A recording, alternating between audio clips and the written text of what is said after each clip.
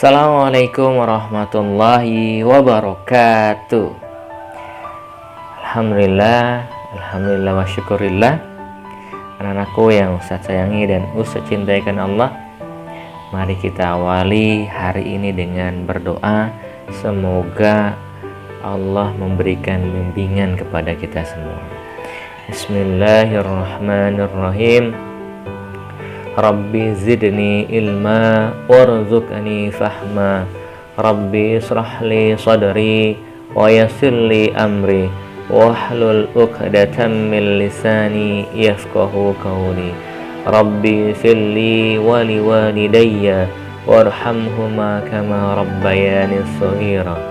Rabbana atina fid dunya hasanah wa fil akhirati hasanah wa qina adzabannar.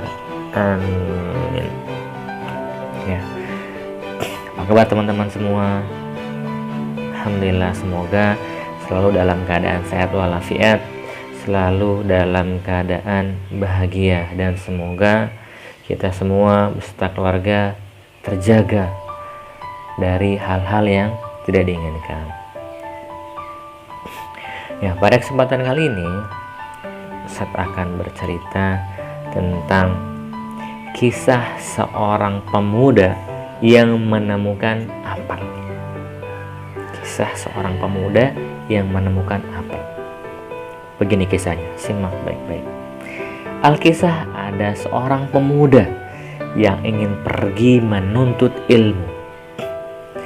Di tengah perjalanan dia haus dan singgah sebentar di sungai yang airnya jernih. Dia langsung mengambil air dan meminumnya. Tak berapa lama kemudian dia melihat ada sebuah apel yang terbawa arus sungai. Wah, ada apel, kebetulan aku lapar.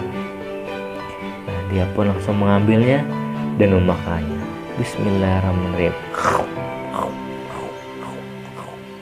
Setelah dia memakan sedikit apa itu, dia sudah berkata, Astagfirullahaladzim. Dia merasa bersalah karena telah memakan apel milik orang lain tanpa meminta izin terlebih dahulu. Apel ini pasti punya pemiliknya. Lancang sekali aku sudah memakannya. Aku harus menemui pemiliknya dan menebus apel ini. Akhirnya ia menunda perjalanannya menuntut ilmu dan pergi menemui sang pemilik apel dengan menyusuri bantaran sungai untuk sampai ke rumah pemilik apel. Tak lama kemudian ia sudah sampai ke rumah pemilik apel. Alhamdulillah, sudah sampai rumahnya nih sepertinya nih. Dia melihat kebun apel yang apelnya tumbuh dengan lebat. Ketok. Assalamualaikum. Tok tok tok tok tok. Assalamualaikum. Tok tok tok tok tok. Assalamualaikum. Ada yang jawab salam. Waalaikumsalam warahmatullahi wabarakatuh. Jawab seorang kakek lelaki tua dari dalam rumahnya. Enggak tua-tua sih, enggak kakek juga. Pokoknya laki-laki ini udah tua. Silakan masuk pemuda. Pemuda itu dipersilakan masuk dan duduk. Kemudian sang pemuda tersebut pun langsung mengatakan segalanya, sesuatunya yang dialaminya tentang apel itu tanpa ada yang ditambahkan dan dikurangi, bahwa ia telah lancang memakan apel yang terbawa arus sungai. Jadi berapa harus ketebus harga apel ini, Pak? Agar kau ridho apel ini aku makan, Pak, tanya pemuda itu. Lalu bapak itu menjawab, tak usah kau bayar apel itu, tapi kau harus bekerja di kebunku selama 3 tahun tanpa dibayar. Apakah kau mau? Pemuda itu tampak berpikir, karena untuk sedikit apel dia harus membayar dengan bekerja di rumah bapak itu selama 3 tahun. 3 tahun. waktu yang tidak sebentar, dan itu pun tanpa digaji. Tapi hanya satu pilihan yang harus diambilnya agar bapak itu ridho apelnya dimakan. Baiklah pak, saya mau. Alhasil pemuda itu pun bekerja di kebun pemilik apel tanpa dibayar. Hari berganti hari, minggu, bulan, tahun pun berlalu. Tak terasa sudah 3 tahun dia bekerja di kebun itu. Dan hari terakhir dia ingin pamit kepada pemilik kebun. Pak, sekarang waktuku bekerja di tempatmu sudah berakhir. 3 tahun sudah aku bekerja di sini. Apakah sekarang kau ridho kalau apelmu sudah aku makan? Pak tua itu diam sejenak.